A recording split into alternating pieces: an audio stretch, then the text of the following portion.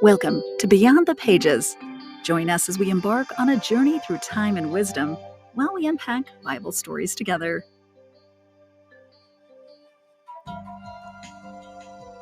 Welcome to Beyond the Pages. My name is Debbie and my mom is here as well.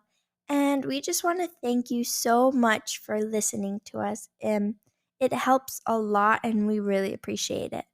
We also want to remind you that with every episode, we have a study guide for each one of the characters, and you can find that link in the show notes. Today, we're going to be talking about the parable of the lost sheep. The story of the lost sheep invites us to contemplate the depth of God's love and his desire for reconciliation with each one of us. This story is found Luke 15, 1 through 7. Now the tax collectors and sinners were all gathering around to hear Jesus. But the Pharisees and the teachers of the law muttered, "This man welcomes sinners and eats with them." Then Jesus told them this parable. Suppose one of you has 100 sheep and loses one of them. Does he leave the 99 in the open country and go after the lost sheep until he finds it? And when he finds it, he joyfully puts it on his shoulders and goes home. Then he calls his friends and neighbors together and says, "Rejoice with me, I have found my lost sheep." I tell you that in the same way there will be no more rejoicing in heaven over one sinner who repents than over 99 righteous persons who do not need to repent.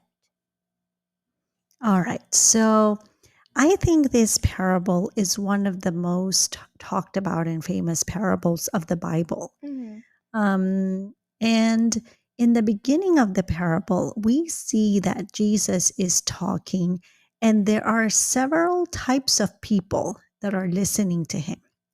So we have tax collectors, and it says, and sinners. They were all gathering around, but also Pharisees and teachers of the law. Now, we've talked in previous episodes about tax collectors, specifically one of them. Do you remember who that was? Yeah, we talked about Zacchaeus. Yeah. And what about him? Do you remember some of his traits? Well, he was short. If you want to hear more about this story, you can go to the episode. But he was short. He was a tax collector. What did people think about him?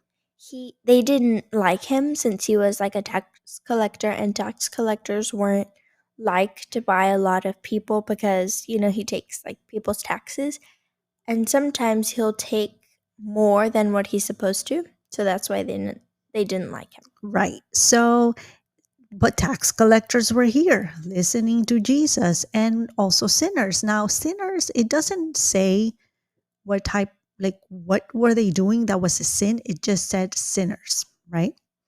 And they were there talking about or listening to Jesus. But we also have two other types of people that were also there: Pharisees and the teachers of the law. And now these were people that knew the law, right? Yeah. But a lot of times we see that they would go against what Jesus was saying, what Jesus was doing. And a lot of the times they would get upset with him. Yeah. Or they would question stuff that he would do. And it seems like that is the case here, because Jesus was surrounded by tax collectors who they despised, and by sinners who they thought, why is Jesus, who claims to be the Son of God, why is he gathering around and sitting and eating with sinners, and he welcomes them, right? So that's the premise. That's what's happening in the beginning. And so Jesus decides to tell them a parable. And we've said before that parables are stories that convey a message, and that Jesus used to tell his disciples, his followers, a message, right? And so he starts telling them this story of a shepherd who has 100 sheep. Yeah. And actually, 100 isn't a very unusual number. Mhm, It isn't like rare to have 100 because I know 100's a lot, mhm, but it's not rare because that's actually a common number that shepherds would have. mhm. So that's not a large number. Okay, so that was a common amount of sheep that a shepherd would Yeah. keep, right? Okay. So the Bible talks about sheep a lot, Yeah. and Jesus compares us to sheep a lot. Now, I don't know if you know a lot about sheep. I know when we've gone to zoos or those places where they let you pet Yeah. little farms and stuff like that. Um, you can see sheep, and I was reading a little bit about what sheep are like, and I was reading this article written by a person who was actually a shepherd, and they were talking about the interesting traits of sheep. And when you see them, they're really cute animals, Yeah. right? They don't seem like they are dangerous or we don't typically think of sheep are as animals that we should be afraid of, right? Yeah. And so this shepherd says that from what he has been able to see from his sheep, the ones that he has kept, right? Sheep are helpless, he says. He says that compared to other animals like cows or pigs, chickens, sheep tend to be the ones that need the most careful care. Yeah. They are susceptible to parasites, diseases. They require yearly vaccinations. They need assistance when they are giving birth. And sometimes they can get away from where they're supposed to be, and predators can come, and those predators love to target sheep because they Yeah. are so helpless, right? And so they need a protector. Yeah. That's why they need somebody to be watching out for them, right? Another trait is that they are flighty. Now, he says some are bold, um, and some have their moments of courage, but for the most part, sheep are cowardly. They are easily scared, they are easily spooked, and then they run. Like if they see that something is, that they're in danger or something, they start Yeah. running and they don't think about where they're running to. They just run. They just run. And so when you think about that, about those traits, and you think about this shepherd that had 100 sheep and all of a sudden he's missing the one, why do you think that he's concerned about this one that is gone? Maybe something spooked it Yeah. and it just ran, and now why is the shepherd concerned? Maybe because it's so helpless. It's not like if you had like, I don't know, like wolves or like horses or something. They're a little bolder than sheep are. But sheep are just, like you said, they're helpless. Mm-hmm. Like they can't do anything. All they could do is run. Like they don't have, from what I know, they don't have like sharp teeth like tigers, Mm-hmm. or they can't fly like birds. They don't They're have not that. fast. Yeah, they're just Mhm. slow, lazy little Mhm. puffs, right? Mhm. So I think he was worried because he just lost one of his sheep, Mhm. and he can't, like, the sheep can't do anything. He can't protect himself. Mhm. It's not like if he loses that you can be happy for him because he has his He's going to own. be able to defend himself. No, because he can't. He's a sheep. Mhm. Okay. All right. So he's concerned because he knows Yeah. the sheep, right? And he knows that she's not going to be able to take care of herself, right? She knows that she's going to be lost, running around, not knowing where to go, Yeah. not knowing how to get back to where she's supposed to be. Yeah. So she's concerned about that. And so what does he decide to do? He decides to go out and look for the sheep. Mhm. So it actually, it's when you guard like sheep or when you have a flock, Mhm. there's at least, I think there's at least like two people guarding it. So if one has to do something like that, one can go and then the other one will be guarding it. Okay. And why is that important? Because, like, if this scenario happened and there was only one person guarding, One shepherd? one shepherd guarding like the 99, then something might happen to him, or if that person isn't guarding. Okay, because that's a concern, right? I know Mm-hmm. we've been in discussions where we've talked about the parable of the lost sheep, or you've been in discussions, maybe in Sunday school and stuff like that, where you talk about this parable, and some people say, well, why would the shepherd Mm-hmm. risk the other 99, Yeah. or why would he risk his own life to go look for one Mm-hmm. when he has 99 other ones, or when he is putting the other ones at risk Yeah, just to find that just to one. find that one? What would you say to that? I think I would say that, well, we can assume that the other ones are safe, and they're either like in like a building or a cave, or like someone's guarding them. So we can assume that they're safe. And when you really think about it, what if you were that one sheep and you were out? Would you want someone to go and look for you? So I think I would say, like, think about like how helpless that sheep might have been. Like I said before, that he couldn't protect himself or defend himself. So I think I tell them that he went to find his sheep because he knew that he was helpless and he knew that he couldn't do anything. And like I said, we are assuming that the other sheep are safe. So I think he just went to find his sheep since he knew that he could and the other sheep would be safe. Right. So you're right. I think that he knew that the other 99 were safe, Mm-hmm. right? Whether it was he left them with a friend or a fellow shepherd, and he said, "Can you watch Yeah. my sheep while I go look for this one?" So he knew those were okay. Those were fine for now, Yeah. right? But there was one that needed his help.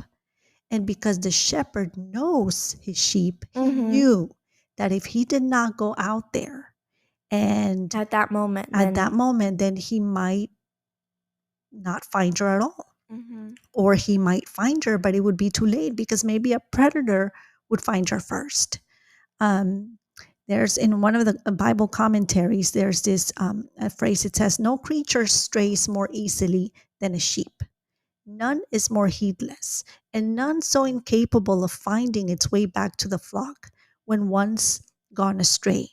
It will bleed for the flock and still run in an opposite direction to the place where the flock is." So isn't that interesting? I mean, it might no, I have to get back, but it runs in the opposite. Like Yeah. it runs in the opposite direction. It needs its guide, its shepherd Mm-hmm. to come and rescue it. I think all it's thinking of, like, if you said that it got spooked Mhm. or it just ran away, when you're scared, Mhm. I don't think you think of anything. I Mhm. think you just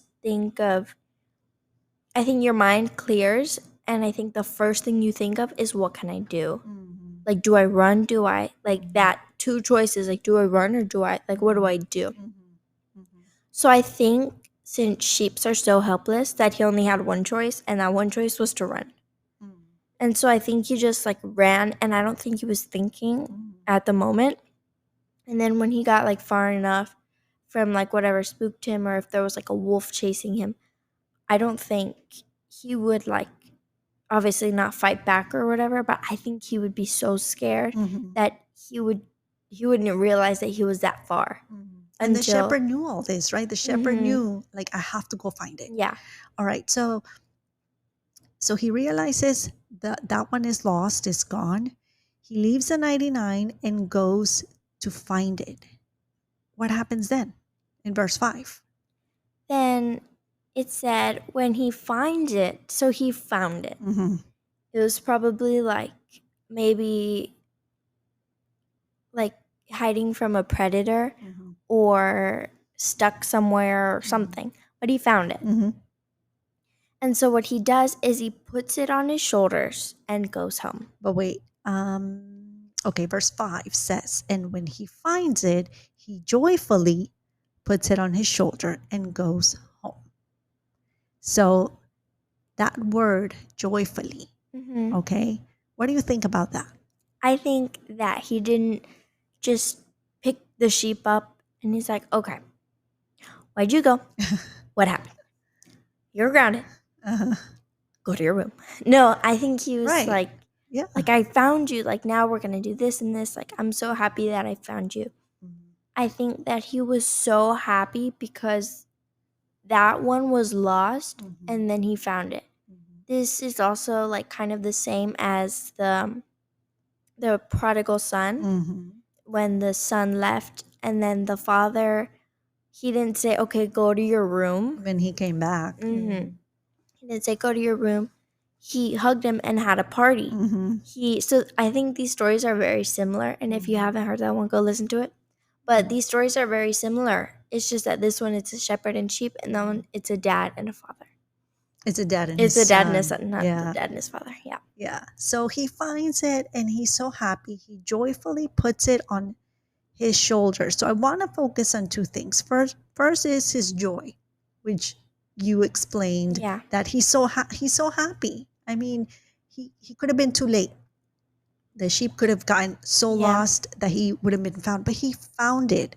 So the shepherd is so happy, but he does something else. He puts it where? He calls his friend. Oh, no, he puts it on his shoulders. He puts it on his shoulders. What do you think about that?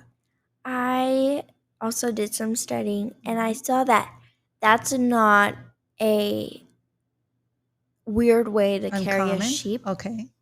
So it's not like, okay, like it's not like he could have walked. It's not like you said, it's not uncommon. Mhm. So shepherds would do that with their sheep, Mhm. but maybe it's like also because I guess he didn't want to walk because maybe he was still scared, Mhm. or maybe he was just calming down if the sheep was hiding somewhere.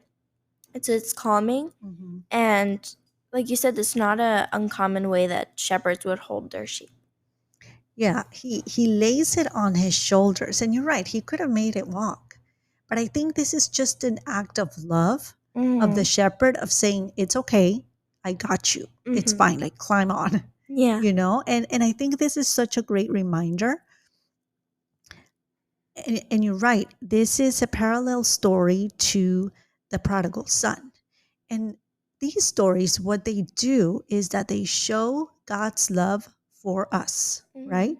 For us as sinners, as people who sometimes do bad stuff and go astray, or people that, like the sheep, sometimes we just, run off Yeah. and expose ourselves to dangers and predators and all that stuff. But this is how God's love is, that when he finds us, because sometimes he does go looking for us, right? Mm-hmm. And when he finds us, like you said, he doesn't get onto us in that moment. Why did you run away? Yeah. But instead, he shows his love in different ways. In the prodigal son story, he threw a party, Mm-hmm. right? He threw a party and he was so happy. In this story, he carries it and lays it on his shoulders and walks back. And in this story, it says also in verse 6, then he calls his friends and neighbors together Mhm. and says, rejoice with me. I have found my lost sheep. Mhm. So I think that shows so much love Mhm. because, like, you found the sheep, but sometimes when something happens like that, it gets you for a while, and then after that, maybe you forget about it. Mhm. But right when he got home, he called his friends and neighbors just because he lost his sheep and then he found it. Mhm. Mhm. So the fact that he did that, I think, is amazing Mhm. because it was a sheep. Mhm. You know, you could have thrown a party because, let's say, you owned a wolf or something, and because it defended like himself. Like you have a reason to throw a party because it was strong. It was, but he was hiding in the Yeah, bushes. the shepherd knew that this was an animal that was maybe weak and helpless. And yet he went out maybe at night and maybe put his life at risk to find that one. Yeah. Now, verse 7 says, I tell you that in the same way, there will be more rejoicing in heaven over one sinner who repents than over 99 righteous persons who do not need to repent. So, you know, in the story of the prodigal son, remember the brother? Yeah. How the brother was so upset when he heard that his brother was back and that the dad was throwing a party for him. Yeah. Because he thought, here I am, and I've served you all these years, and you've never thrown a party for me. And if we go back to the beginning of this story, verse 1 and 2, when Jesus was talking to a crowd, and part of that crowd was tax collectors and sinners, but also part of that crowd was the Pharisees and teachers of the law. In this case, the Pharisees and the teachers of the law believed that they were more righteous Yeah. than the tax collectors and the sinners. They believed that they were better, right? And they couldn't understand why someone like Jesus, who claimed to be the Son of God and was holy, how could he sit and eat with people who were sinners and tax collectors and people who they thought didn't deserve it? But Jesus came to earth and he died for who? For all the sinners and the tax collectors. He didn't die for the people who already had him. He died for the sinful. He died for everybody, right? He didn't just come for the people who already know him or for the people who think are already fine or righteous. He came for everybody, but sometimes it was very hard for those teachers of the law and the Pharisees and the religious people and those older brothers to understand why the father, or in this case, why that shepherd could be so happy about that one, Yeah. right, that had gone out and put itself at risk, Yeah. right? But I think, the moral of this story is that Jesus loves us all and he wants us all to turn to him. Yeah. And sometimes if he sees that he has to come out and look for us and go out and search for us and bring us back, he will do that. And I think that's why this story is one of the most powerful stories. What is your favorite part of this story? My favorite part is when he finds the sheep and when he brings them home and then he throws a party. Because he could have, like we were saying, he could have just said, like, that could have went away. His joyfulness could have went away. Could have been like, okay, like, yay, we found you, and then go back to work. But he didn't. He took time out of his day to call his friends, to call his neighbors, just because of this one lost sheep. And I think that's my favorite part because he loves that sheep so much that he would do something like that just because it was lost and it was found. Yeah, and I think my favorite part is also the fact that maybe the sheep thought, that's it. Like, I'm done. Yeah. I'm lost. I don't think nobody's going to come and rescue me. And then all of a sudden, he realizes that there's somebody calling out his name, and there's a verse, and I don't remember which one it is, but it says that the sheep knows the shepherd's voice. So can you imagine the little sheep lost and scared and shaking and trembling, and all of a sudden it hears the shepherd's, and he knows, that's he's calling me. That's Yeah. and he knows, like he sighs, a relief, because he knows that he's going to be rescued. He knows that he's okay. I think that's my favorite part of the story, just thinking about when the shepherd is calling out its name, whatever it was, Yeah. right? And her realizing, I'm saved, like I'm good. Yeah. 1 John 4:9-10 says, "This is how God showed his love among us. He sent his one and only Son into the world that we might live through him. This is love, not that we loved God, but that he loved us and sent his Son as an atoning sacrifice for our sins." Thank you for listening to Beyond the Pages. If you enjoyed this episode, please share it with your friends and make sure to hit the subscribe button. Until next time, stay curious and keep those conversations going because every story is an adventure waiting to be explored.